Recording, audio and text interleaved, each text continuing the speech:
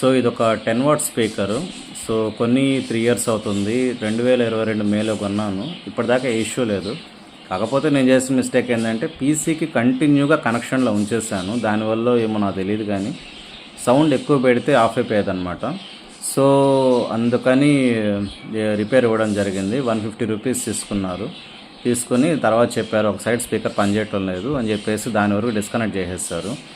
So దీంట్లో even ఇప్పుడు ఒక సైడ్ స్పీకర్ పనిచేస్తున్నా కానీ క్వాలిటీలో మాత్రం ఏమాత్రం తగ్గలేదు. అండ్ లాస్ట్ టైం నేను ఏ విధంగా అయితే సౌండ్ ఎక్స్పీరియన్స్ చేస్తున్నానో ఇంచుమించు దాన్ని రీచ్ అవుతుంది.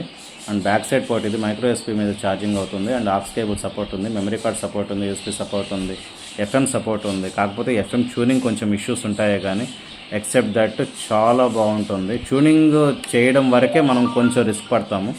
సో ట్యూనింగ్ చేసిన తర్వాత ఎఫ్ఎం క్వాలిటీ చాలా బాగుంటుంది. సో ఇది కూడా నేను 1000 రూపాయలకేమో కొన్నాను, 1100 అలా కొన్నాను.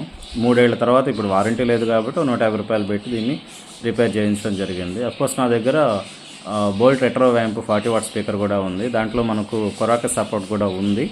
సో అన్ని టైమ్స్ అంత పెద్దది క్యారీ చేయలేం కాబట్టి ఇది కొంచెం టైనీగా ఉంటుంది. అండ్ ల్యాప్టాప్ పీసీ అనే సపోర్ట్ ఉంటుంది. సో బ్లూటూత్ కనెక్షన్ ఏ ఇష్యూ లేదు. కాకపోతే ఒక సైడ్ స్పీకర్ పనిచేయటం లేదు.